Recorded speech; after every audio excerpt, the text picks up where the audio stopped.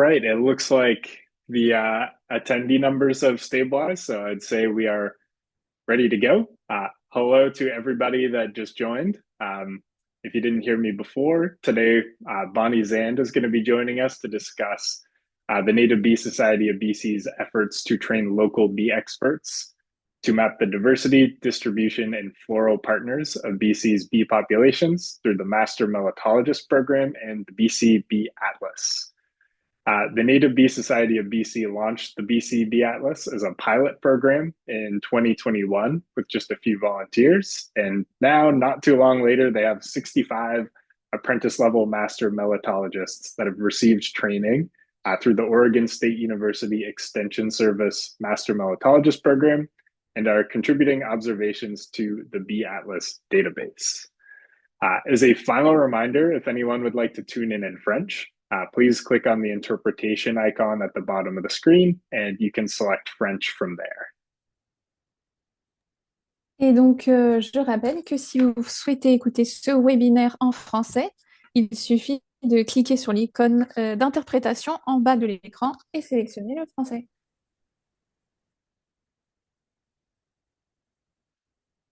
Okay, before we dive in, I'd like to begin by acknowledging the land that Pollinator Partnership Canada resides on. We acknowledge that the land we're meeting on is the traditional territory of many nations, including the Mississaugas of the Credit, the Anishinaabeg, the Chippewa, the Haudenosaunee, and the Wendat peoples, and is now home to many diverse First Nations, Inuit, and Métis peoples. We also acknowledge that Toronto is covered by Treaty 13 with the Mississaugas of the Credit. I know we're participating today from all across Canada, so we invite you to reflect on the land that you are on. Before we get into the talk today, I'm just going to take a minute to introduce Bonnie. Bonnie Zand is an RP Bio based out of the Comox Valley on Vancouver Island, British Columbia. She works in the intersections of pollinators and agriculture, running an IPM consulting company, Bonnie's Bugs IPM, and leading the Pollinators in Vancouver Island Agriculture Project. Bonnie is a board member of the Native Bee Society of BC, the BC instructor for the Master Melittologist Program, and also teaches the Native Bee Society of BC's mini bee schools. Bonnie is also the project lead for the BC Bee Atlas, which you'll hear lots more about today. She loves to help others learn how awesome bees are and also contributes to pollinator conservation through outreach to garden clubs, bee clubs, and school groups. In her free time, she plants for native bees and raises goats, garlic, and an 8-year-old on her hobby farm. I expect we'll have some time at the end for questions, so if you do have questions that come up throughout the presentation, type them into the Q&A and we'll get to as many of those as we can. And with all of that said, I will turn it over to Bonnie. Thank you, Jordan. I will get this slideshow going.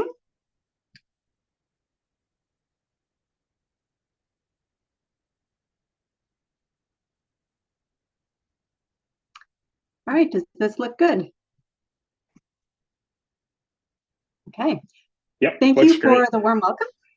I'm really excited to be here today to talk to you about the Native Bee Society and the Bee Atlas and the Master Melittologist Program.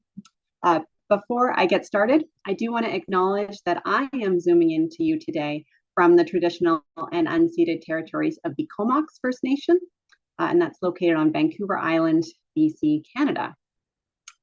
What I wanted to talk to you about today is who is the Native Bee Society of BC.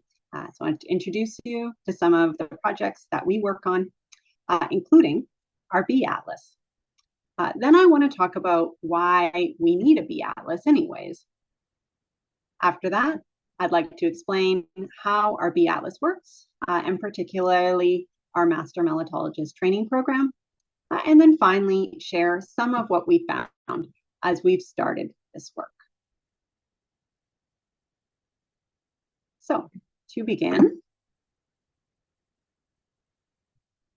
who is the Native Bee Society of BC? So if you'd like to learn about us, one of the best places to find out is to visit our website, www.bcnativebees.org. You can learn a lot about our programs there, see what events are coming up, join as a member. And you can also access a bunch of our resources, which are pretty fun to look at. Got a nice resource page here. So I'd encourage you to spend some time on our website exploring the different programs we have. But to sum up, we are a collective of scientists, artists, managers, and enthusiasts who are working to promote the conservation of native bees in British Columbia. And we do this through a diversity of different methods. We do a lot of outreach. So both our board members and many of our Master Melittologist students and general members do tabling events and presentations. So we did more than 40 events last year in 2024. These included things like Seedy Saturdays, farmers markets, different festivals, as well as talks given to garden clubs, honeybee clubs, and many other associations, naturalist clubs. As you can see that the list is broad, and we're out there, rain or shine, telling people about bees. Because we are a province-wide organization, we also know that we can't get in person to all of the communities in BC. And so we do an online event monthly called the Native Bee Study Group, where we look at the connections between bees and botany.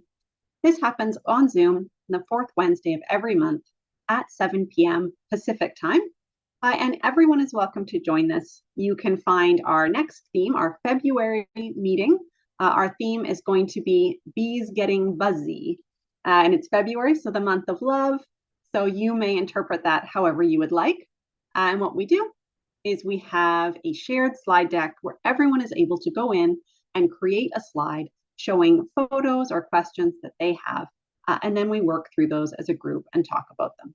And so here's a selection of slides from one of our events last summer. So you can see all the different things that people are seeing and sharing. We also have a newsletter that comes out 3 times a year called The Buzz, as well as a blog.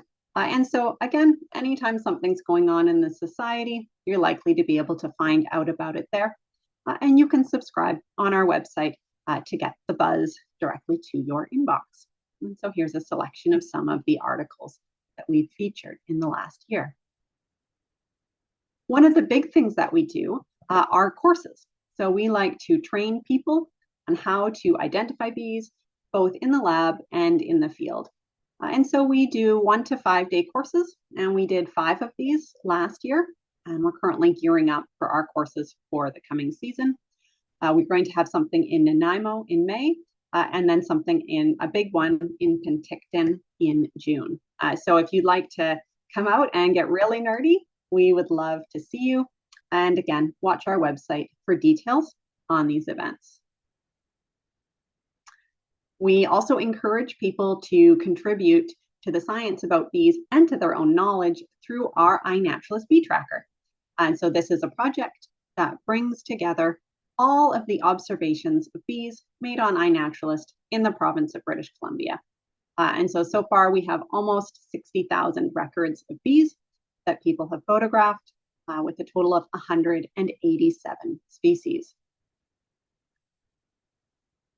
And so I encourage you to check that out and see if there's any bees on there that help us identify or add your own photos if you're from BC.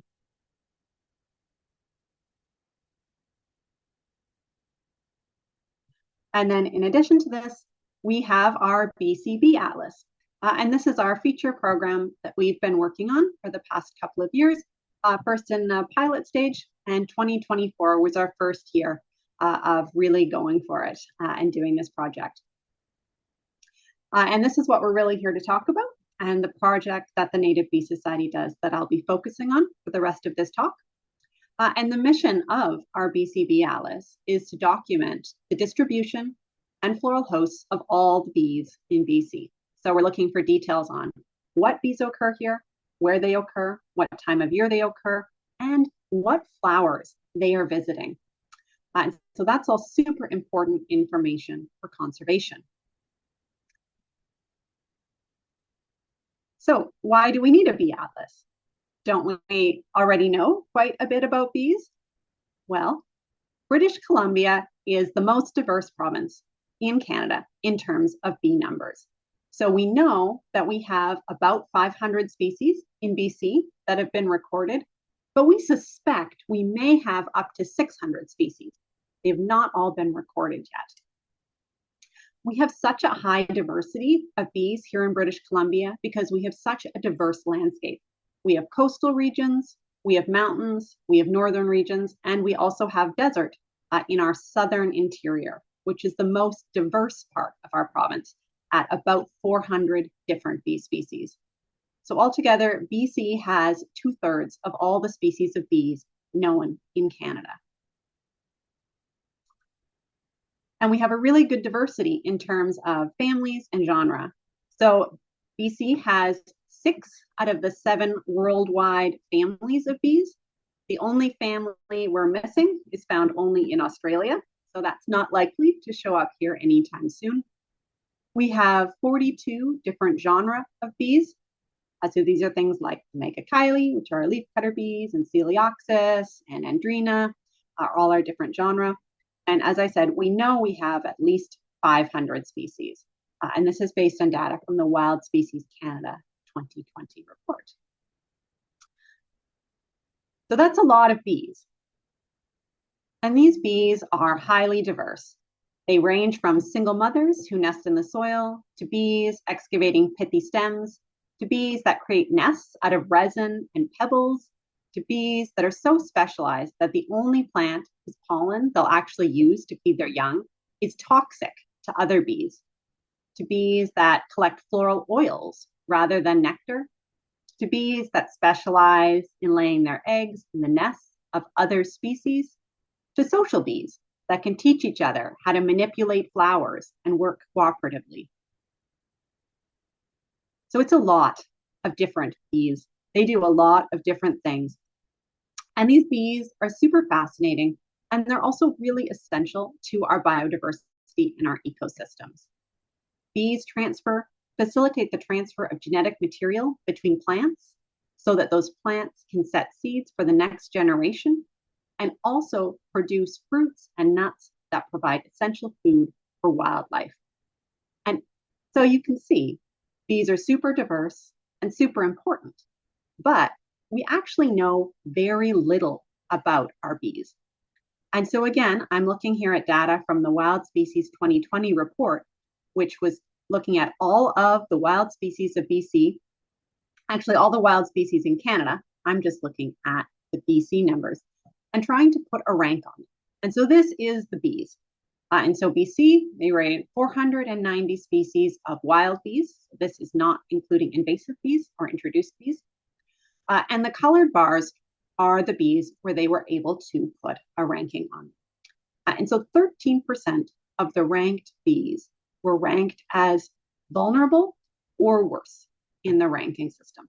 And so that's not great. But the bigger concern to me is actually this gray piece of the pie. 65% of the bees in British Columbia were unrankable. We actually did not know enough about them to know whether or not their populations were secure. And so that is a serious issue if we're trying to figure out which species need conservation. And so to look at some more of this data, what's going on with the bees in BC? Why do we have all of these unrankable species? I went on to our public repository of biodiversity data. So this is GBIF, the Global Biodiversity Information Facility. This is public data. Anyone can go in and do this same search that I did and pull up this same data. And so this is actually the DOI right here of the data I pulled on January 28th. And what this graph is showing is it's showing all of the different species that were in that data set. And so within that data set, it included data from 49 different projects. So these are master species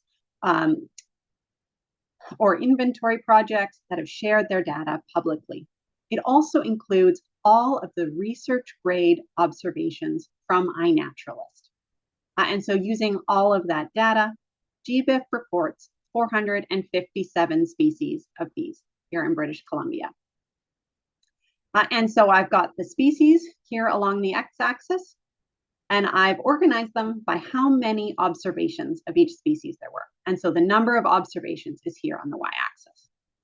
And so the first thing that I want you to notice is that there are some species that had a lot of observations, but only 3% of the bee species that are in this data set had more than 1,000 observations. Only 11% had more than 100 observations. And concerningly, 81% of the bee species, we had 50 or less records of these species. And 55% had 10 or less. So that is over half of the bees recorded in British Columbia have been recorded 10 or less times. It's really, really hard to know how secure a species is if you've only seen it in the province 10 times. And I want you to imagine that you were someone from a municipality or a park who was interested in knowing what bees were present in your region so that you could ensure that you were supporting them. If you pulled this publicly available data, many, many, many of the species that might be present in your region would not be present in this data set, and you wouldn't know about them. And then, of course, there's also the question of how old are those records? And so for this graph, I've looked at the most recent public record, again, from GBIF, that same data set. And so the earliest records, starting back in 1906, is the species that have been recorded most recently, 1906, up to 2026. And so you can see that for a lot of the species, they have been recorded recently, especially with iNaturalist data. A lot of that is going to be producing these recent species records. But 18% of the species in this data set haven't been recorded since the year 2000. And it makes me feel old, but that was 25 years ago now. And again, some of them haven't been re-recorded since 1906. So that's really, really hard to know how those species populations are doing if we haven't seen them in 50 or more years. And so this is the impetus for the BC Bee Atlas. There is so much that we don't know about our bees right now, and it makes it really, really difficult to create conservation plans, to even know what species we should be worried about. And so what is our BC Bee Atlas? It's a program. It's run by the Native Bee Society of BC, and we're going to document the diversity, distribution, and floral partners of all of the bees in British Columbia to inform conservation plans. And how does this work? How are we going to do this? So we're actually working in partnership with the Oregon State University Extension Service. And so Oregon came up with this model. And it's a beautiful model for running a bee atlas. And the bee atlas in Oregon has been running for more than 5 years and is hugely successful. They have created a massive data set that is helping to fill in these data gaps in Oregon. And luckily, we here in BC are actually able to use the work that they've already done to recreate their program here in BC. And so the way the program works is that we collect data through citizen scientists. So anyone on this call today could help to contribute to filling these data gaps. So we recruit volunteers. This is a group of our British Columbia volunteers. Those volunteers are trained through the Oregon State University Extension Service Master Melittologist Program. With that training, they're able to go out and collect specimen records of bees. They collect those specimens and then they submit them to our BC Bee Atlas, where they come to me and I sit down at my desk in my microscope and try and put names on them. Once we know which they are, important records are vouchered at a public institution such as the BD Biodiversity Museum, so that those specimens are available for additional scientists to come and look at. And then we share that data publicly through GBIF to improve that data set so it doesn't have all of those holes. And there's also a tool I'm going to talk about that Oregon is in the process of developing. That will make it very easy for land managers and conservationists and municipalities to learn about the bees within their region. And then we take everything we've learned and we use it to direct our volunteers, to tell them what areas need more survey, which plants they should be looking at, and which species we're really interested in getting more data on. So if you were interested in volunteering with us, you can check out the Master Melittologist Program. And here's the website you can go to. And you can join this program and take the training that's required to help contribute to this data. And so when you sign up, what you get is you get a course pack. So this includes a bee net, it includes pins and a box, it includes a manual. There's some required textbooks, including the solitary bees and the bees in your backyard. So 2 really great books. And you also get access to the online training portal and to any field events that you'd like to attend. There is a cost to joining this program. So it's $325 US, but there are scholarships available for people in financial need. So you can just reach out. And we in BC are really looking to increase our participation in northern and rural areas of the province. So if you meet that criteria and cost is a barrier to you for joining this program, please reach out to the Native Bee Society and we'd be happy to work with you to get you into this program. So what does the online part of this look like? So there's an online self-paced program. So this means you can go online when you feel like it, and you can do this program however long it takes. So you no need to commit to completing this within a few months or a year. And there are 3 levels to the Master Melittologist Program. And so the first level is the apprentice level. After that, there is a journey level, and the master's level of this program is still in progress. And the idea is that once you are a master melittologist, you are basically a bee expert. But all that's needed is to become an apprentice in order to start contributing to our bee atlas. And so this is what the online portal looks like, where you go in to get your training. This is the welcome screen. And then within there, there's a bunch of different links to different sections of the website. And if in order to get your Master Melittologist certification as an apprentice, there are 6 online self-paced training modules that you take. So these involve watching some videos, doing some readings out of the textbooks, and then there are little quizzes that are graded to help make sure that you are understanding the material. You're also asked to attain a minimum of 1 field training event. And so this is where you actually get to go out in the field and practice collecting bees and doing all of the protocols in the field with an instructor. But because this program is available to people who are all across Canada and the US, there is also an online alternative. And so it is possible to complete this program entirely online. You're also asked to attend 1 microscope session or virtual equivalent.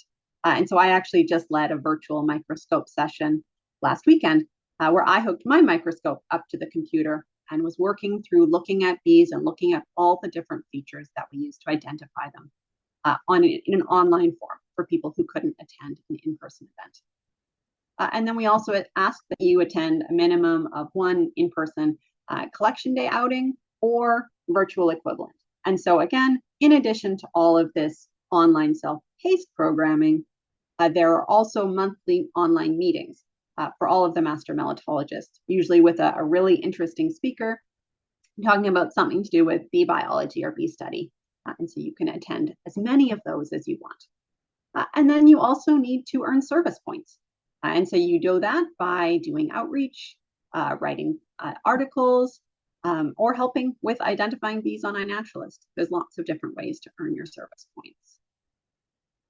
And so this is a look at kind of what you'd be getting for the online training. So there's the 6 modules.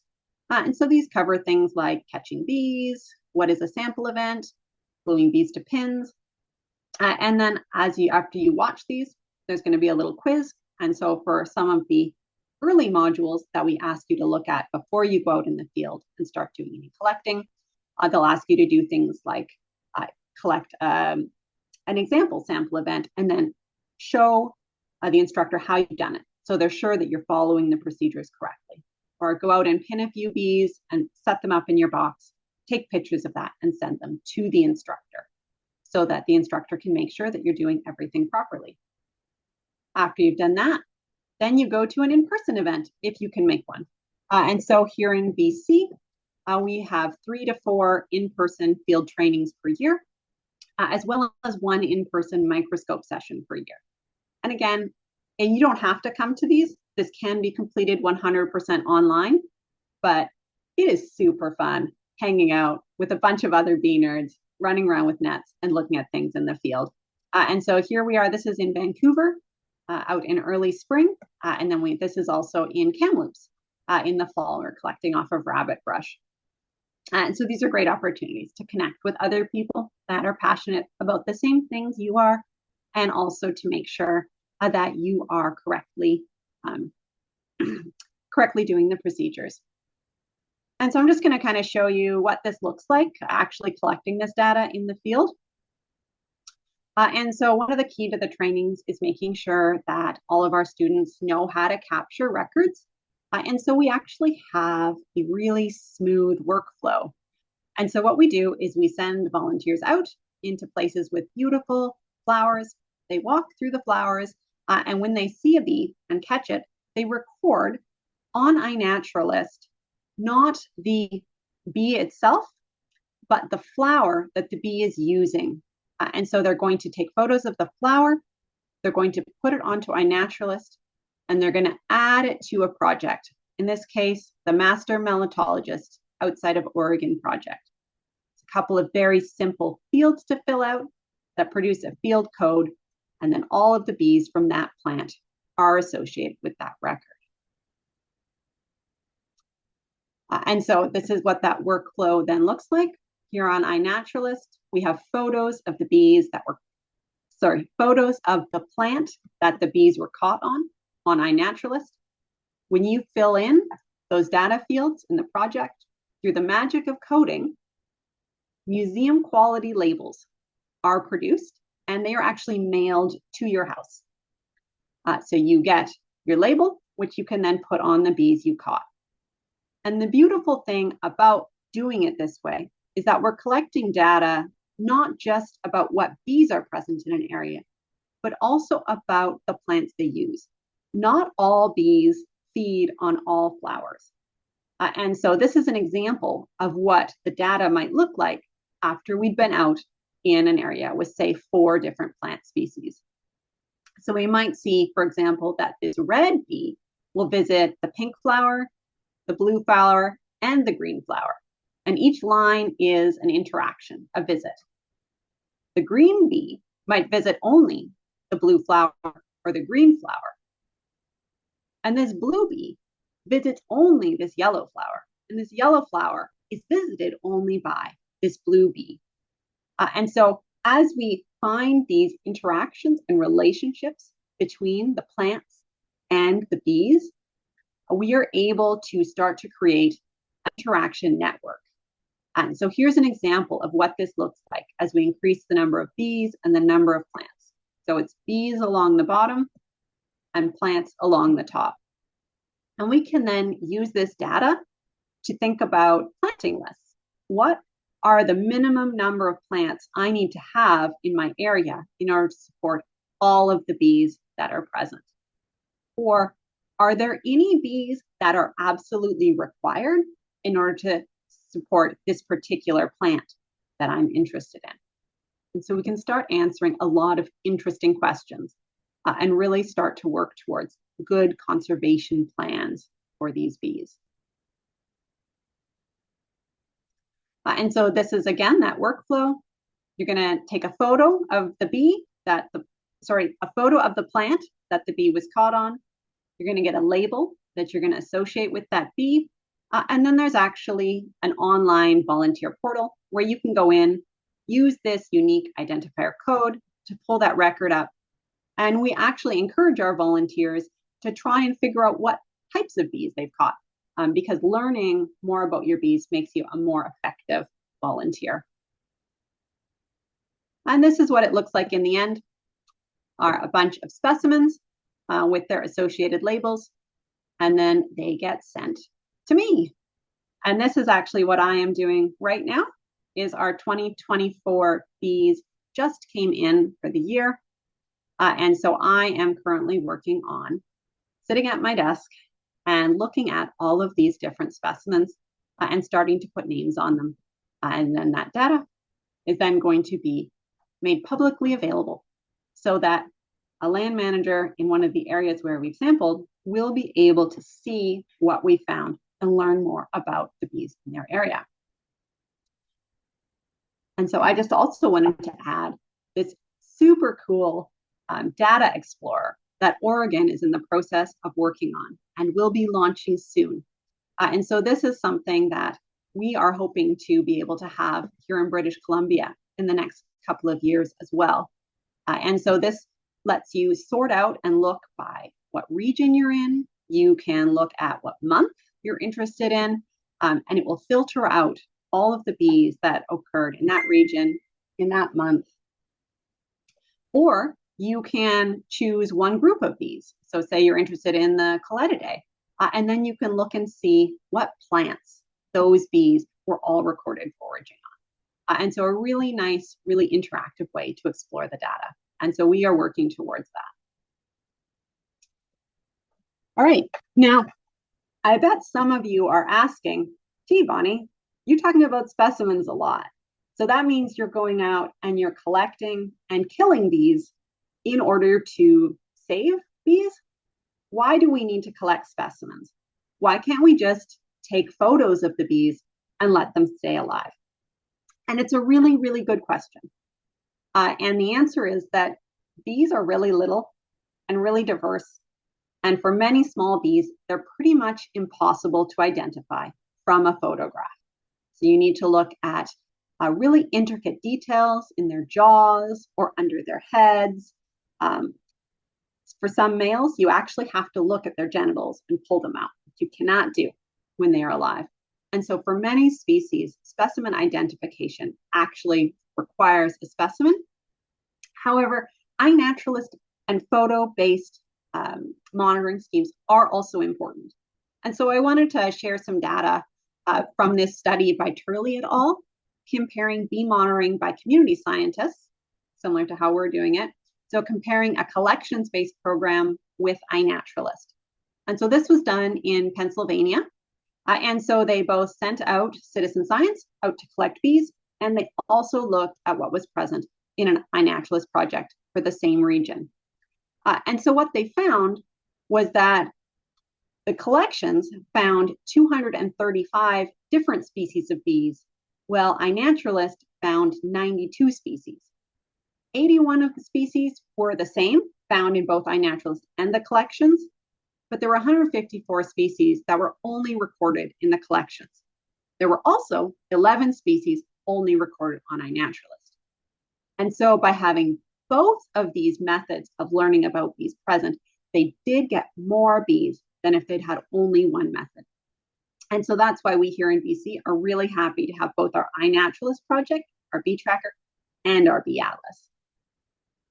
Looking at the sorts of bees that were collected in those two different projects, again, in Pennsylvania, what they found was that iNaturalist, which is the green here, the average body size of the bees recorded in iNaturalist was significantly higher than the average body size of the bees through the collection-based program, which is in blue here in both of these. And so that makes sense. People recording things on iNaturalist tend to take photos of things that are bigger and showier. So we get a lot of bumblebees IDs on iNaturalist, but not a lot of really, really tiny sweat bees identified. Another interesting piece was actually looking at introduced species. And so iNaturalist recorded more non-native species, which is what's here. This is the non-native species. So iNaturalist was recording more non-native species than the collections-based program. And again, this could be because iNaturalist is often based in areas with a lot of urban population, and those are often areas where introductions first occur. And so the conclusion is that both a collections-based program and an iNaturalist-based program are a good way to go about this. Both of them collect slightly different data, and together they give us the most robust picture of what we're going to be getting for our bees. Okay, what have we found? So I wanted to show you a little bit about what we've learned so far. And so this is our sampling. And so this is our iNaturalist observations.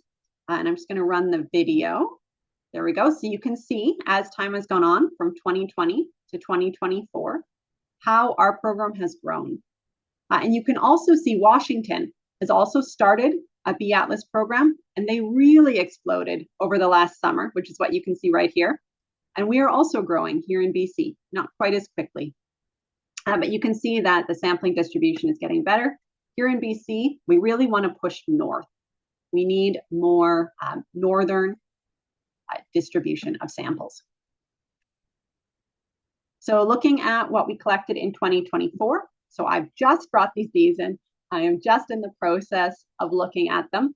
But right now, in 2024, we've brought in 2,610 specimens. Of those specimens, we recorded 100% of the families of bees known from British Columbia and 79% of the genre of bees. And so you can see here, these are the different families and the different genre and the number of records. So you can see that we collected a lot of bumblebees, a lot of bumblebee records, but a pretty good diversity of other things as well, including some very rare bees, which I'm going to talk about. I have only just barely started putting identifications, species level identifications on these bees. But what we've already got sorted out, we have 20% of the known BC species. Again, before I've really started sitting down and digging through the hard stuff. So we're getting a pretty good sample of what's out there. So some of what we found, introduced species. So this is always interesting and is a really useful part of any program, is tracking the spread of introduced species. So far we've recorded 9 introduced species. This includes the European honeybees, but also things like this wool carder bee, Anthidium oblongata, the eastern bumblebee, Bombus impatiens. So this is introduced here in British Columbia and spreading rapidly. Hylaeus punctatus. So this is a tiny little bee that nests in stems, and we've recorded that. So this is an introduction from Europe. Megachile rotundata. And so this was an intentional introduction. This species was brought in for pollination of things like alfalfa. And this funny bee with the long face, this is Lasioglossum buccali. And this is another European recent introduction that we found in a few sites. A really interesting one that we found this year and recorded in our program is Osmia cornuta. So this is a European mason bee, and it's actually shown up in a number of locations in British Columbia, including on Vancouver Island, where I recorded this one. And so it was actually recently published. This came out of Oregon State University, publishing on the establishment and potential spread of Osmia cornuta. And so they actually used data that came from many of our Native Bee Society people that had put on iNaturalist. And so this is one we're going to be really interested to watch the spread of, and it's pretty obvious. So this will be a really good species to track with iNaturalist because it is bright red. So it's very different looking than our normal mason bees. In addition to these introduced species, we also observed some of our rare native bees. And so one example here, this beautiful bee is Diadasia diminuta. And so this is, the common name would be a chimney bee or a cactus bee. But this is a species that's specialized to use the pollen from globe mallows.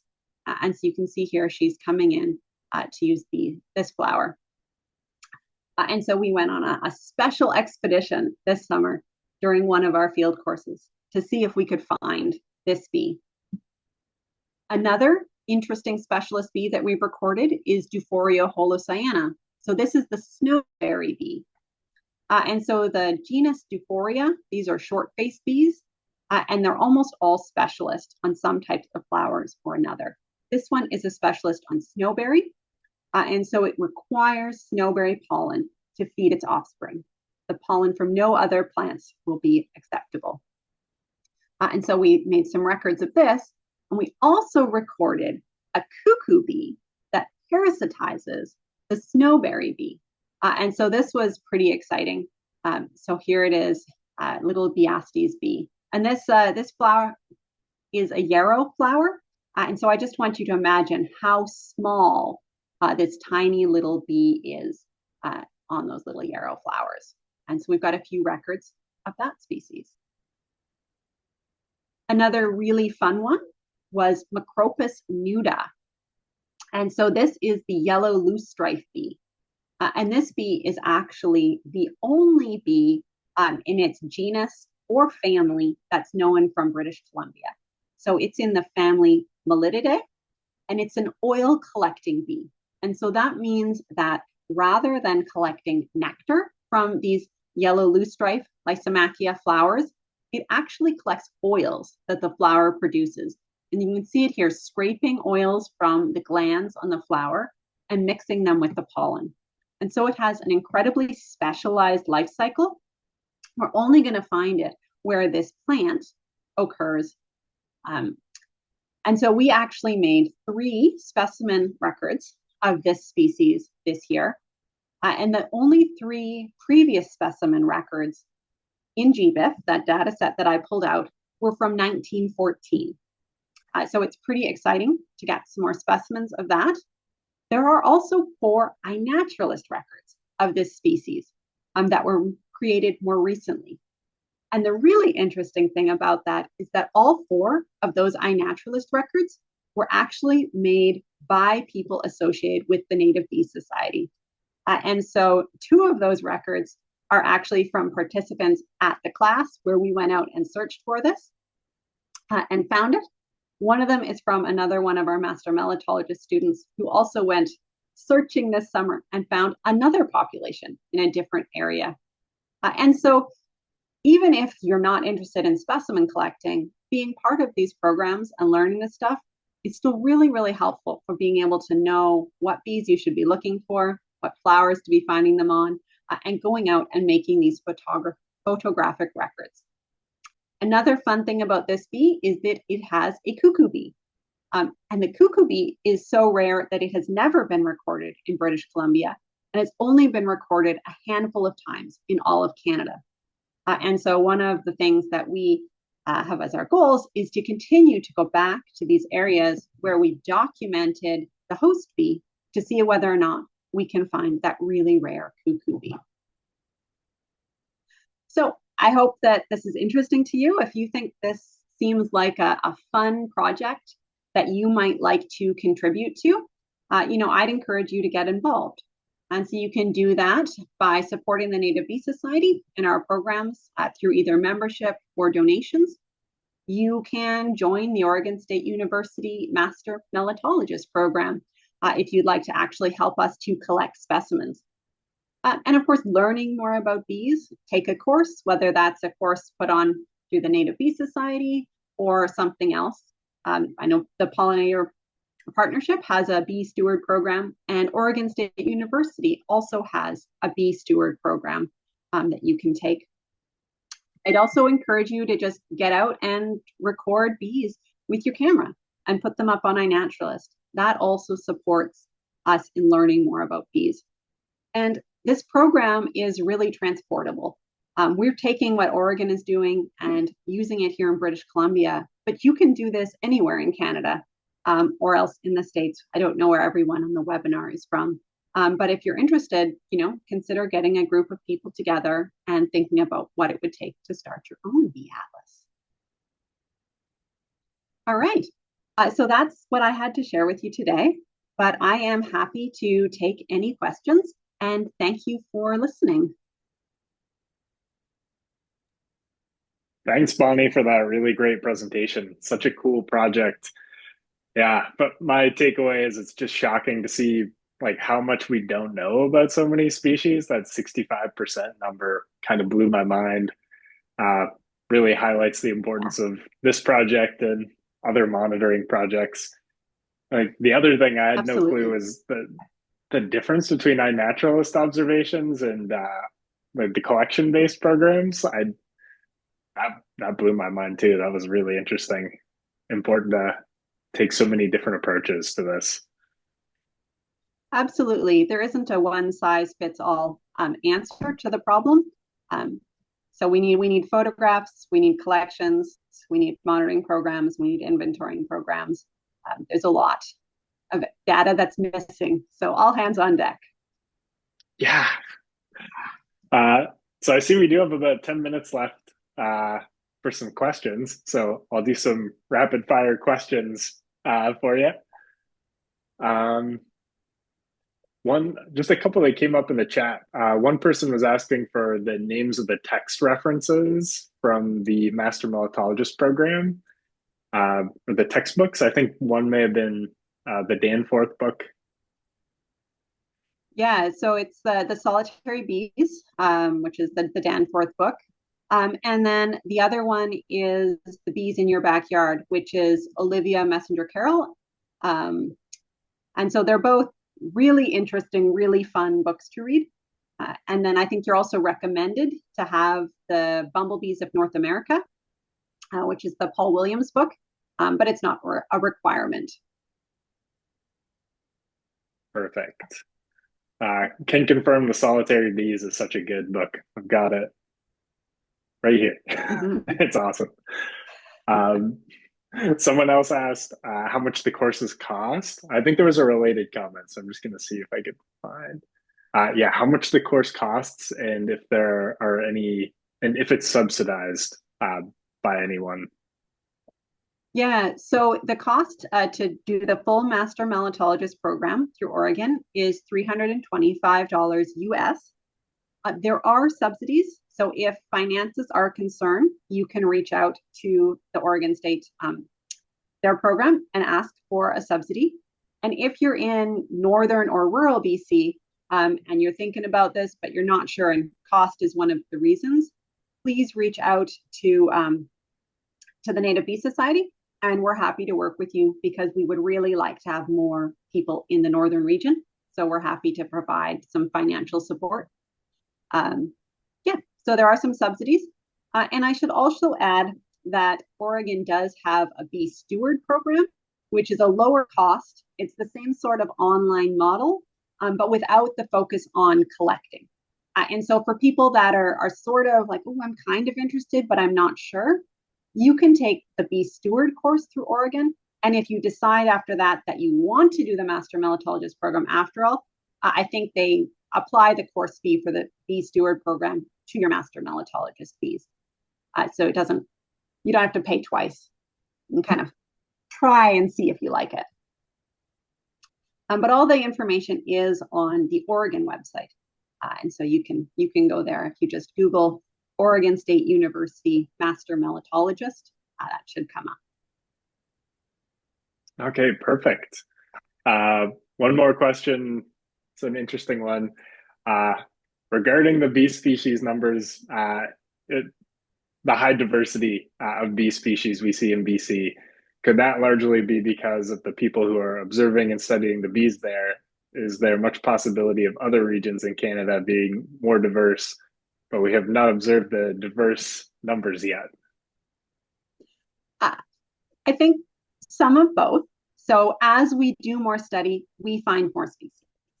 And so both species that have been introduced, but also species that have been here and we just haven't recorded them. So like the cuckoo bee for that Macropus nuda bee, it's probably here. And with more study, we'll find it and add it to our list. So there is that. The more you study, the more your list goes up. But BC is also just a really diverse province.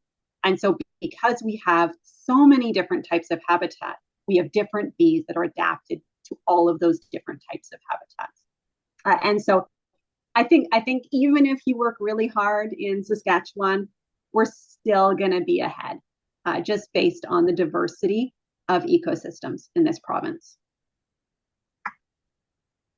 Yeah, that makes a lot of sense. Even we create eco-regional planting guides through pollinator partnership for different eco-regions across Canada, what to plant for bees. And it is always wild how you get to BC and then we have to have so many different guides because it's just so diverse, like can support so many different kinds of bees. It's pretty amazing. Yeah, but and also, that's why we really need a program like this, because you can't just say, well, we found this bee in this area, so it's probably everywhere, because it probably isn't. And so which ecoregions are which bees in? We really need to make those connections. totally. But for everybody outside of BC, also start some atlas projects in other provinces and see how many species we might not know. Absolutely. Another question, that's a good one. Can one only contribute to the iNaturalist project if they are signed up for the Master Melittologist course? No, anyone can contribute to the iNaturalist project if you're taking pictures of bees in British Columbia. So you don't have to sign up for anything.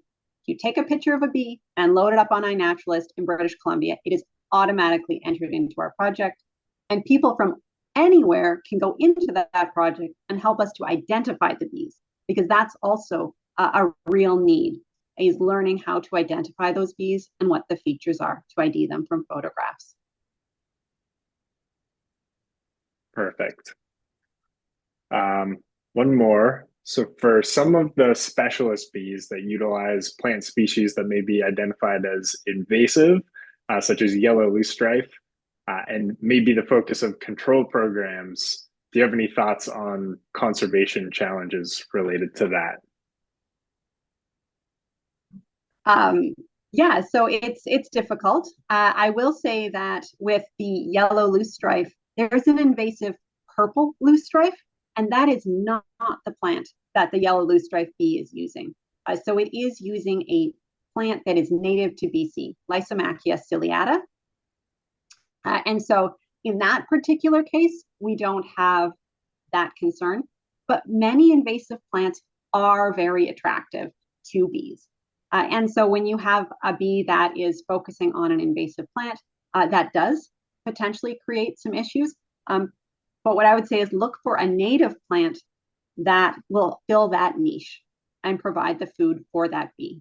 And so if it's a native bee here in British Columbia, it's got a long-term evolutionary history here, there's going to be plants it will have had a long-term evolutionary history with that are native to this space.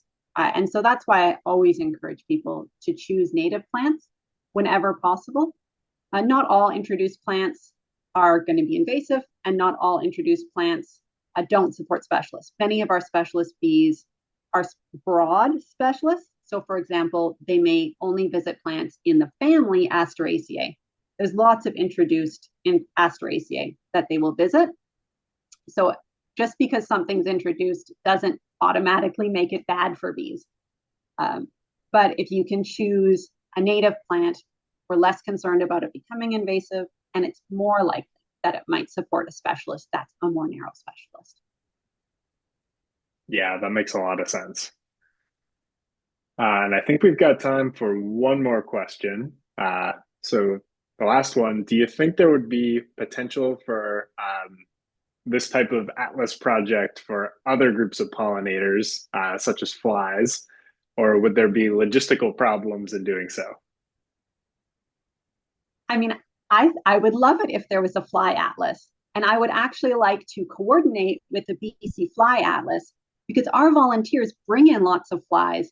Many bees may look like flies. There's a lot of mimicry.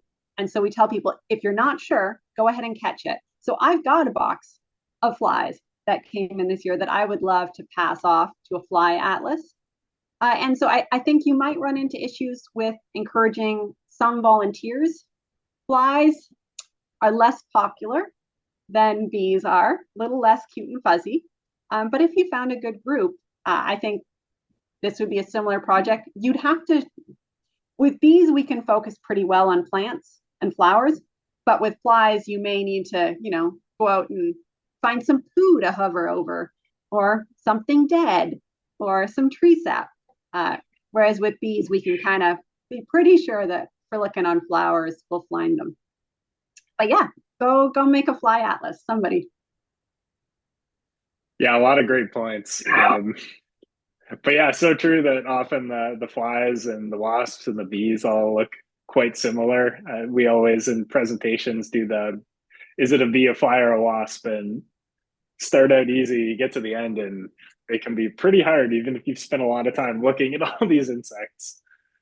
So I see we are at a couple minutes to the hour. So that's all the time we've got for questions. Thanks so much, Bonnie, for telling us all about the Native Bee Society of BC's work. This is a super cool project, really important. I'd like to thank everybody that took the time to attend today. For anybody listening in BC, please consider participating in this program. For anybody outside of BC, please consider starting a bee atlas in one of the other provinces or territories. See how many new bees we can discover and learn about the many that we just don't know enough about in terms of populations for conservation. The webinar was recorded. We've got an English recording and a French recording, so we're going to get both versions up on our YouTube likely next week. We'll send out a follow-up email with the recordings and also information about the program if you'd like to get involved. And with that, that concludes today's webinar. I hope that you all have a great rest of your day and stay tuned for upcoming webinars. Thank you, Jordan. Thank you, everyone. Thank you. Bye.